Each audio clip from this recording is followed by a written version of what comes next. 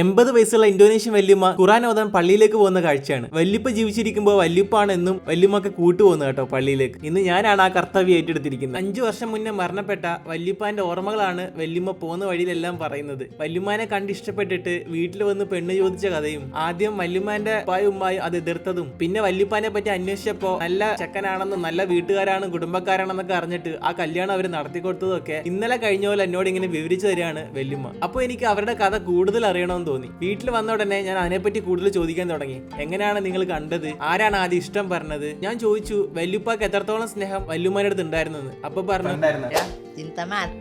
എനിക്ക് വേണ്ടി മരിക്കുമെന്ന്. 85-60 വർഷത്തോളം അവർ ഒന്നിച്ച് ജീവിച്ചു. അവർക്ക് കുറെ കുട്ടികളുണ്ടായി. എല്ലാവരെയും പഠിപ്പിച്ച് നല്ല നിലയിൽ എത്തിച്ചു. ഇപ്പോഴും എല്ലാവരും നമ്മുടെ കുടുംബ വീട്ടിൽ തറവാട് വീട്ടിലേക്ക് വരികയും ചെയ്യും കേട്ടോ. വന്ന് നമ്മുടെ വല്യുമാനെ കണ്ട് സ്നേഹാന്വേഷണമൊക്കെ നടത്തി 2 ഉമ്മയൊക്കെ കൊടുത്തിട്ടാണ് അവർ പോവുക. ഖുറാൻ ഓതാൻ പള്ളിയിലേക്ക് പോകുന്ന എന്തിനാണെന്ന് ചോദിച്ചപ്പോൾ കൂട്ടുകാരികൾ കുറെ പേര് പള്ളിയിലേക്ക് വരും, ഞങ്ങൾ ഒന്നിച്ചിരുന്ന് ഖുറാൻ ഓതും, അത് പണ്ട് തൊട്ടേ ഉള്ള ഒരു ശീലമാണെന്ന് പറഞ്ഞു. ഇന്തോനേഷ്യയിലെ എല്ലാ പള്ളികളിലും സ്ത്രീകൾക്ക് വേണ്ടിയിട്ട് ഒരു പ്രത്യേക സ്ഥലം ഉണ്ടാവും നിസ്കരിക്കാനും ഖുറാൻ ഓതാനും. വെള്ളിയാഴ്ച ജുമുഅ ദിവസം മാത്രം സ്ത്രീകൾക്കുള്ള ഈ സ്ഥലം ഒഴിവാക്കി അത് പുരുഷന്മാർക്ക് കൊടുക്കും. മരണപ്പെട്ട വല്യുപ്പാടെ ഖബർ പടച്ചം വിശാലാക്കട്ടെ. അതുപോലെ നമ്മുടെ വല്യുമ്മക്ക് ദീർഘായുസും ആഫിയത്തും കൊടുക്കട്ടെ. ആമീൻ. ഇതിന്റെ ഫുൾ വീഡിയോ ഞാൻ ലിങ്ക് ചെയ്തിട്ടുണ്ട് താഴെ. ഇന്തോനേഷ്യയിലെ കൂടുതൽ വിശേഷങ്ങൾക്ക് ഫോളോ ചെയ്യാൻ മറക്കല്ലേ.